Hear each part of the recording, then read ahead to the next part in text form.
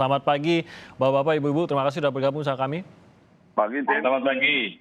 Semoga sehat semua, Mas Pandu, Mas Agus, dan juga Mbak Eni. Alhamdulillah ya sehat. Jadi rencana PSBB, mungkin nanti Mbak Eni boleh bercerita bagaimana kita sudah melihat pasar juga bereaksi tampaknya terhadap dengan rencana PSBB DKI Jakarta ini. Tapi saya mau tahu mengenai pelaksanaannya dari rencana PSBB kembali lagi ke PSBB awal nih, Mas Pandu. Apakah memang seharusnya bisa lebih cepat lagi? Kalau memang toh kita harus kembali lagi ke PSBB awal, kenapa tidak 2 minggu lalu? Kenapa tidak sekian minggu lalu? Begitu Mas Pandu. Bagaimana melihat timingnya Mas Pandu?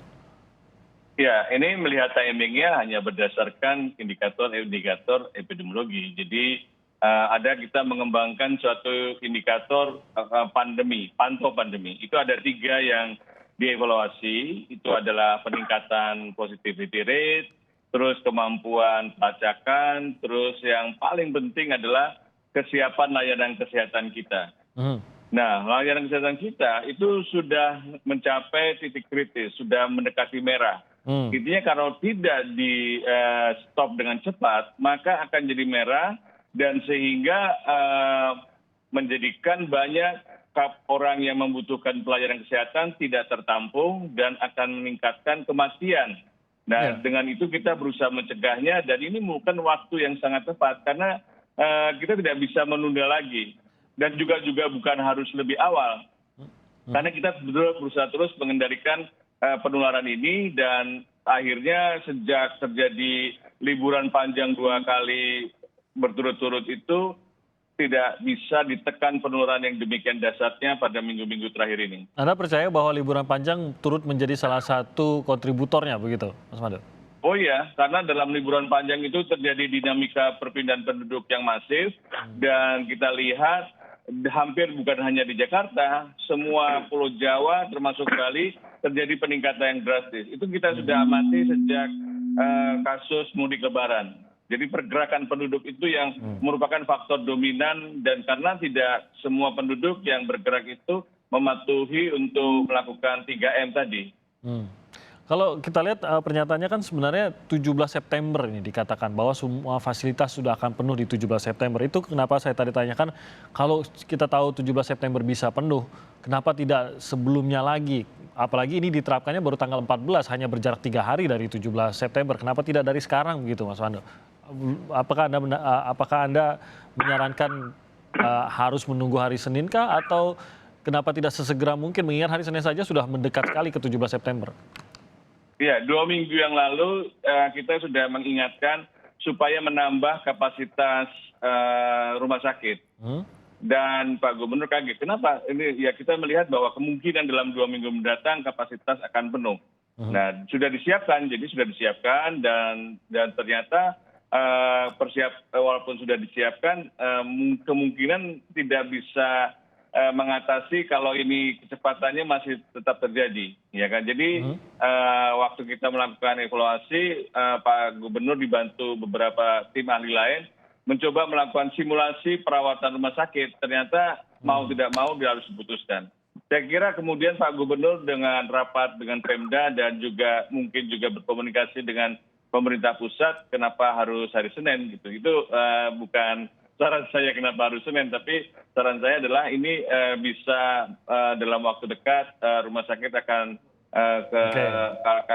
tidak bisa mengatasi lah ledakan kasus yang demikian dahsyat. Kalau dari posisi Anda sesegera mungkin begitu ya, Pak Pandu ya? Iya, segera mungkin. Kalau bisa hari ini. Oke. Tapi kan itu kan lain. Ada pertimbangan lain lah kalau sudah masuk ke ranah Pemprov tentu ada pertimbangan lain. Tapi itu yang saya tangkap adalah dari sisi epidemiolognya. Nah, Mas Agus, saya yakin dan saya tahu bahwa Mas Agus ini termasuk salah satu yang juga ketat menjalankan protokol kesehatan. Saya rasa mungkin dari Mas Agus ada kekecewaan juga yang terjadi karena kita tidak lebih ketat lagi masing-masing menjaga diri, menjalani protokol kesehatan, menjaga jarak, tetap di rumah, bekerja dari rumah, beribadah dari rumah, belajar dari rumah.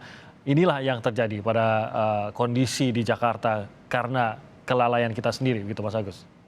Iya, begini dari awal kan saya tidak setuju ada PSBB transisi dan sebagainya. Karena PSBB karena sekali lagi merubah kebijakan di penanganan pandemi ini harus ada scientific evidence. Saat itu tidak ada scientific evidence-nya, cuma bilang agak landai, lalu mau dibuat saya so khawatir. Kenapa? Dengan PSBB saja itu tidak bisa terkontrol. Nah sekarang saya berharap ini ada beberapa peraturan yang harus segera direvisi untuk supaya tidak membingungkan pelaksana di lapangan. Kita tahu konflik karena Kemenkes, Kemenhub dan sebagainya masih terjadi kemarin. Nah sekarang bagaimana ini mengetapkan ini? Sekali lagi sanksi, saya beruntung pada sanksi. Nah sanksi di Undang-Undang 6 tahun 2018 di pasal 48, perintahnya pemerintah menerbitkan PP sanksi administrasi. Sampai hari ini tidak ada itu, bagaimana ceritanya. Dua, kalau daerah, saya sudah sampaikan Pak Gubernur kemarin, bahwa harus ada perda yang terkait dengan sanksi. Karena kalau di daerah itu harus ada perdanya. Pak Gubernur bilang, waduh ini berat, harus ke DPRD. Ya apa boleh buat, ini masalah-masalah kalau bisa perda dibuat dalam 1-2 hari. Ya, tapi sekali lagi terlepas dari itu saya terima kasih pada Pak Gubernur sudah kembali menerapkan PSBB. Karena tentu beliau sudah berkonsultasi dengan Presiden juga, dan Presiden kan pada rapat kabinet sudah mengatakan kesehatan itu penting. Ya, jadi saya baca di web kemarin, di media sosial kemarin itu sadis betul orang. Kita ini sebetulnya kan pengen supaya terhindar tidak kena gitu ya. Tetapi mari, karena masyarakat tidak bisa diatur. Sementara pemerintah juga bingung ya, tapi sekali lagi dari dasar semua kebijakannya ini tolong sanksi itu diperketat dan dibuat dengan supaya orang jerah. Nah uang itu harus di-earmark untuk diberikan kepada masyarakat kelas bawah yang sektor informal dan sebagainya untuk makan. Saya juga berharap pemerintah tidak pelit untuk tidak memberikan makan karena kalau sudah PSBB semuanya harus tidak boleh beraktivitas, dan yang masyarakat yang tidak bisa atau miskin di bawah harus kasih makan, bukan bentuk bansos. Kasihlah uang tunai supaya ada transaksi di bawah. Kalau bansos itu bisa dikorupsi di atas, kalau tunai di bawah. Tapi kan lebih mudah untuk mengawasinya di bawah. Tanpa itu akan sulit PSBB ini berjalan dengan baik. Tapi Anda percaya kunci kedisiplinan masyarakat di masa PSBB lagi ini atau PSBB baru ini adalah didenda dan istilahnya dihukuman lah gitu, sanksi. Itu kuncinya. Iya kan, karena orang akan jerah. Kalau tidak jerah susah dia. Kita tidak bisa dihimbau. Sekali lagi masyarakat Indonesia tidak bisa dihimbau. Ya, nah ini yang menjadi persoalan bagaimana segera dalam 2-3 hari ini, karena kalau enggak repot. Nah soal ISHG turun dan sebagainya, nanti Mbak Eni yang bisa jawab. Tapi maksud saya hal semacam itu sebetulnya tidak terlalu signifikan. Kan yang ini adalah bagaimana mengurangi pandeminya ini. Oke, itu kesehatan terlebih utama. Mbak Eni tadi sudah disinggung oleh Mas Agus, ini menjadi pertanyaan banyak orang. Benarkah memang kita lihat apa yang terjadi pada IHSG dan kondisi pasar itu memang benarkah berhubungan langsung dengan PSBB menjadi faktor utamanya?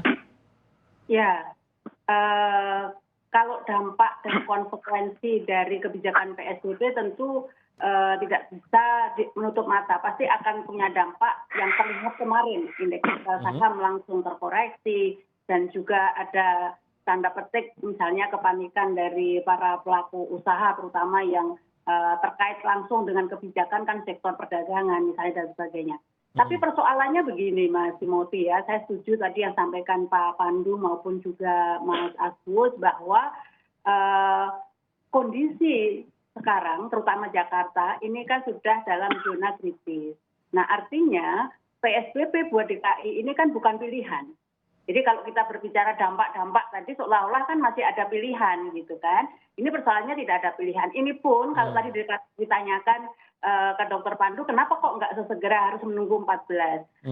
Menunggu tanggal 14 saja sudah dibilang mendadak gitu kan, apalagi dilakukan segera gitu. Tentu ini juga sudah mempertimbangkan jeda waktu ini untuk antisipasi. Jadi bagaimana mempersiapkan dalam tiga hari ini sebelum hari Senin nanti beberapa dampak konsekuensi terhadap aktivitas ekonomi ini sudah well prepared oleh para pelaku usaha gitu. Jadi intinya adalah Mas Timothy, jadi ini kebijakan ini bukan semata-mata mengutamakan kesehatan, salah. Karena apa? Karena kalau cerita yang disampaikan Pak Pandu tadi bahwa kalau ini nggak segera dilakukan langkah-langkah darurat, maka kalau sampai penularan itu tidak terkendali, apalagi respon terhadap ketersediaan layanan kesehatan tidak terkendali, itu dampak terhadap ekonominya jauh lebih dahsyat daripada sekarang. Gitu. Oke, yang saya mau tahu nanti apakah yang kita lihat nanti pada saat ini kan kembali kepada PSBB awal pada saat diterapkan pertama kali di bulan Maret dulu di 2020 yang ternyata bulan Maret itu sudah 5 bulan lalu. Iya. Ini tidak terasa Iya, bagi kita 5-6 bulan lalu. karena kan ini kalau Tapi ekonomi ya, kalau ekonomi kan ini selama transisi dan sebelum PSBB yang di awal ini kan sudah punya pengalaman. Ya. Artinya sektor-sektor industri terutama ya yang mereka bagaimana harus meresponnya dengan pemenuhan protokol COVID, mereka sudah punya pengalaman. Jadi menurut saya sebenarnya pasti mereka juga sudah mampu beradaptasi gitu. Jadi tidak terlalu sebenarnya ya alasan ekonomi itu sebenarnya tidak terlalu